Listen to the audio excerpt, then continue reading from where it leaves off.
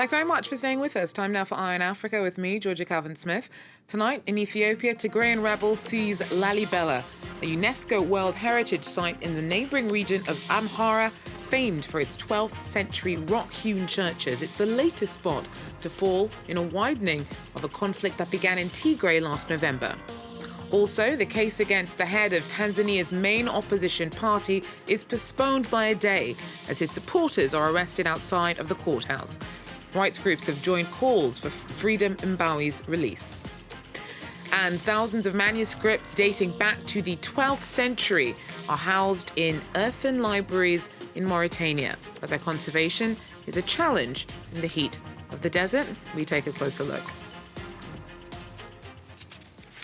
But first, rebels have seized the ancient town of Lalibela in northern Ethiopia. The holy site for many Orthodox Christians is renowned for its 12th century churches hewn out of living rock. Fighters crossed over into the Amhara region in a widening of conflict that began in neighbouring Tigray last November. That was after federal troops were sent in against regional rulers. Some witnesses claim that Amhara forces allied with the government fled, and that Lalibela was taken without a fight. The United States has urged TPLF fighters to protect the historic site. Now, their push beyond their home region has drawn international criticism. Government troops pulled out of Tigray in June, but there's still claims of atrocities there. Over the last week, dozens of mutilated bodies thought to have come from Tigray have been found floating down a river in Sudan. There have been reports of brutal attacks committed in the Tigray region since fighting started there back in November. The dozens of victims whose bodies were found in the Tekeze River suffered barbaric violence. الزول لقيناه مربوط بحبل بتاع بلاستيك أحمر. الثانيين كلهم مربوطين بحبل بتاع الكهرباء أصفر كله ذاته. ما عنده فريق ولا ما عنده اسمه تاني قيار ولا ما عنده. الناس ديل كانوا في حمارة الحمارة ما بلدهم هم بلد التجراي هي. People who have fled the violence in Tigray were among those who retrieved the bodies and buried the victims. But the flow of the river was so strong, some of the bodies floated away and couldn't be caught. There were different types of injuries in their body, with some bullet injuries, some sharp injuries to the neck, and their faces were damaged badly, and some had amputated limbs and legs. The Tekeze River crosses the Tigray region, including areas where brutal fighting has taken place. On these images dating back to November, Ethiopian troops are seen crossing the river further south to enter the Tigray region when the Ethiopian government launched its offensive. The river has also been a way to flee the horrors of the conflict. Here, families are seen arriving on the Tekeze to Sudan, in an area not far from where the bodies were retrieved this week. Well, in Tanzania, several supporters of an arrested opposition leader have been detained at a protest outside of court. Freedom Mbowe, head of Chadema, was arrested last month before a planned meeting on constitutional reform. He faces terror charges in a case that's drawn criticism from rights groups. Mbowe was supposed to appear in court via video link on Thursday, but reported connection problems led the case to be postponed by a day. Police have been accused of having used disproportionate force against Mbowe's supporters, many of whom say that he is a victim of political persecution by the country's new president. Why haven't they brought him to court today? They say he is a terrorist. Is asking for constitutional change terrorism? We have rights. Mbowe said we need a new constitution, and we, the citizens, want a constitution. In their eyes, Mr. Mbowe is facing politically motivated charges. A peaceful expression of such opinion can never, under any law, be termed as an offense. So, like I said, all we can do at the moment is to ensure that Mr. Mbowe's supporters are properly defended. Look now at some news in brief. 6 members of Sudan's feared paramilitary forces have been sentenced to death over the killing of 6 people, including 4 children, at a pro-democracy protest in 2019. The Rapid Support Forces opened fire at a peaceful rally in Obeid following the ouster of longtime leader Omar al-Bashir. The prosecution seen as a test of the government's commitment to breaking with his autocratic rule. However, judges found the defendants acted individually and that their actions do not reflect more widely on the RSF. Rights group Amnesty International accused Nigerian security forces of having killed at least 115 people during a crackdown on secessionists in the southeast. The report also cites accounts of arbitrary arrests and torture.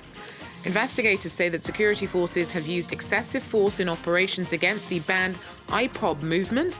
Authorities accuse it of running militant groups that have killed security forces. IPOB denies this.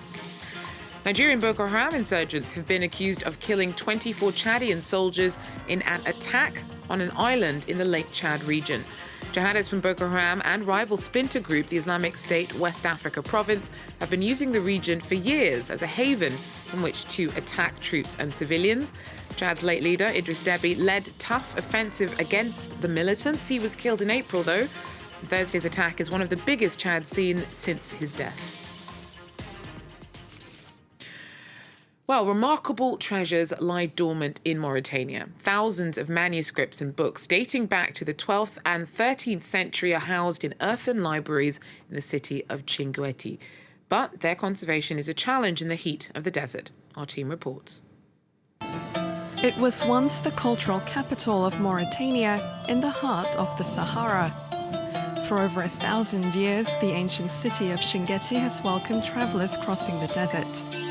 As nomads and scholars came and went, many left remnants behind, priceless historical texts housed in libraries like this one, which holds over 7,000 ancient manuscripts. Here we are, in my home. This is the collection of my family, the Al Ahmed Mahmoud family, since 1699. Saif Islam is a proud custodian for the trove of more than 450 books collected by his ancestors. These ancient books were left by pilgrims on their way to Mecca or brought back from countries across the Islamic world.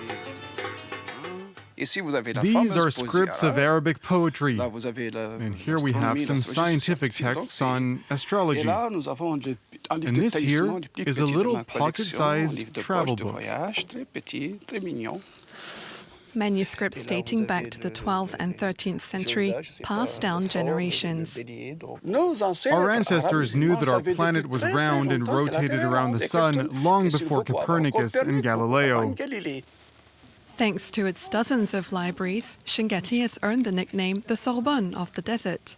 The jihadist threat has receded in the region in the last 10 years, but there are plenty of other dangers. The greatest enemy is time and the blistering heat of the Sahara. But threats also lurk outside. Carried by dry winds, frequent sandstorms are a force of nature, slowly engulfing houses one by one. Mohamed Lemine is in charge of library maintenance. In order to get in, though, he has to clear the way first. You have to dig out all this sand to be able to get in.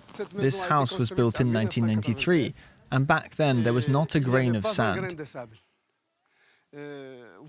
Now you have a dune here that's about 50 centimeters high.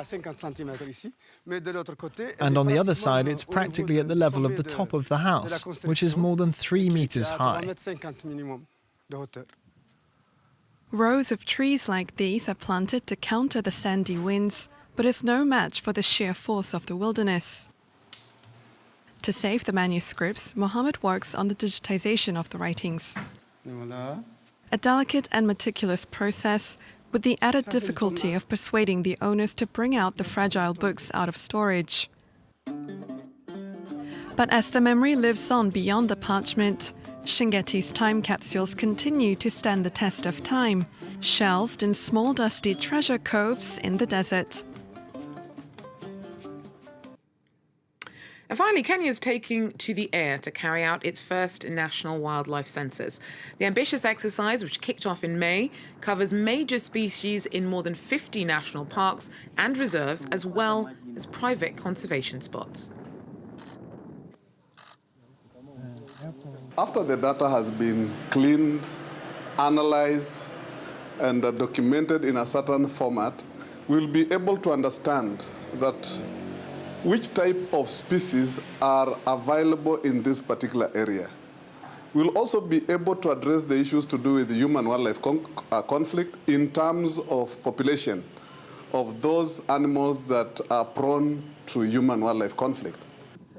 We are encroaching on wildlife places.